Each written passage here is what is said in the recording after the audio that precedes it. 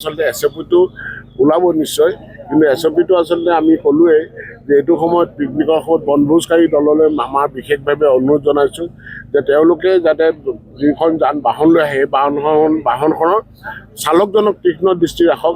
সেই চালকজনে বনভোজকাৰী দলৰ লগত যাতে সুৰাপান কৰি তেওঁ আনন্দ ফূৰ্তিৰ মতলীয়া হৈ ঘূৰি যাওঁতে প্ৰায় দুৰ্ঘটনাৰ সন্মুখীন হয়। তেওঁ যাতে সেইটো সময়ত যাতে সেই গাড়ীখনত যদি তেওঁ সুৰাপান কৰি যায় কি অৱস্থা হ'ব নিজে বুজক। আৰু ইয়াৰ উপৰিও যাতে তেওঁ বহুতে মানে খুব হাই মিউজিক লগাই আমাৰ প্ৰাকৃতিক পৰিৱেশ পাৰিশ্ৰিকতা বিনষ্ট কৰে। চৰাই চিৰিকটি আচলতে প্ৰাকৃতিক পৰিৱেশ সদায় ইয়াত খুব হাই স্পীড ভলিউমত তেওঁলোকে যাতে মিউজিক চিষ্টেম বা নবজায়।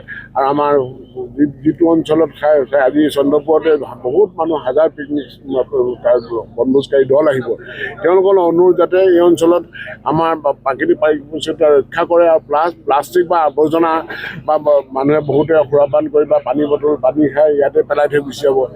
এটা প্লাষ্টিক ডাঙৰ বেগ লৈ আহিব, সেই বেগত ভৰাই পিনি যাবৰ সময়ত লৈ যাব, লৈ গৈ পিনি মাটিটো গাঁত খান্দি তাত পুতি যাব বা সেইটো আপত্তি নাই। কিন্তু সকলোৱে যাতে আমাৰ বনভোজৰ সময়ত যাতে সকলোৱে নিয়ম শৃংখলা মানিহে কৰক আৰু বিশেষকৈ পৰিবহণৰ যিবিলাক নীতি নিয়ম সেইখিনি মানিহে যাতে গাড়ী মটৰখন চলাই এটা মানে ড্ৰাইভাৰজনৰ ওপৰত যান বাহন বিধি 185 ধাৰা অনুসৰি তেওঁ 10,000 টকা জৰিমনাৰ উপৰি লাইচেঞ্চখন ছাছপেণ্ড হ'ব।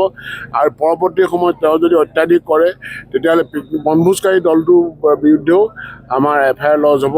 কাৰণ তেওঁলোকে আমি বাৰম্বাৰ কৈ আছোঁ এছঅ'পি ইয়াৰ পাছত আছেই যে তেওঁলোকে লক্ষ্য ৰাখিব লাগিব যিহেতু পিকনিক খাবলৈ আহিছে সেই গাড়ীখনৰ সুৰক্ষাৰ কথাটো, সেই দলটোৰ সুৰক্ষাৰ কথাটো সেই পিকনিক পাৰ্টিয়ে চিন্তা কৰিব লাগিব। তেওঁলোকৰ যিজন অৰ্গেনাইজাৰ মানে কি তেওঁ সকলো দিশতে অৰ্গেনাইজ কৰে সুৰক্ষিতভাৱে গাড়ীখন চলোৱা বা মানুহখিনি যাতে সুৰক্ষিতভাৱে পিকনিক খাই ঘূৰি যোৱালৈকে।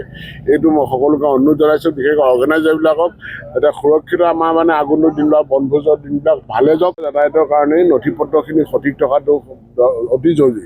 তেওঁ যদি লাইচেঞ্চ নাথাকে বা তেখেতৰ যান বাহনৰ নথি পত্ৰখিনি সঠিক নাথাকে বা তেওঁ যান বাহনৰ কৰ পৰিশোধ কৰা নাথাকে, এতিয়া পথত যদি কিবা এটা ঘটনা হ'বলৈ হয় তেখেতে কোনো ধৰণৰ চৰকাৰৰ পৰা আমাৰ ইঞ্চুৰেঞ্চ কোম্পানীৰ পৰা সাহায্য একো নাপাব। আমি বিচাৰিছোঁ যে প্ৰত্যেকজন ব্যক্তি বাহনৰ লগত জড়িত বা বাহন চলোৱা ব্যক্তিসকল পথত সকলো সময়তে সুৰক্ষিত থাকে। সেয়েহে আমি যোৱা দিনবিলাকত আপোনালোকে দেখিছে ৰাইজৰ সেৱা ৰাইজৰ প্ৰতিনিধি এই বিশেষ কাৰ্যসূচীৰ জৰিয়তে আমাৰ যিবিলাক ছাৰ্ভিচ সেই ছাৰ্ভিচবিলাকৰ সম্পৰ্কত মানুহক নলেজ দিবৰ কাৰণে, মানুহক সজাগ কৰিবৰ কাৰণে আৰু মানুহক সুৰক্ষিত যাতায়াত ব্যৱস্থাটো কেনেকৈ সম্ভৱ হ'ব, পথ সুৰক্ষাৰ নীতি নিয়ম সম্পৰ্কত কেনেকৈ মানুহে চলাব পথত সুৰক্ষিত হয়, এই প্ৰত্যেকটো ক্ষেত্ৰতে আমি ৰাইজক মানে সজাগ কৰিবৰ কাৰণে আচলতে এই কাৰ্যসূচীটো গ্ৰহণ কৰিছোঁ। এতিয়া বছৰৰ 2025 বৰ্ষৰ শেষ পৰ্যায়ত আগন্তুক 2026 বছৰটো সকলোৰে কাৰণে এটা সুৰক্ষিত বৰ্ষ হওক।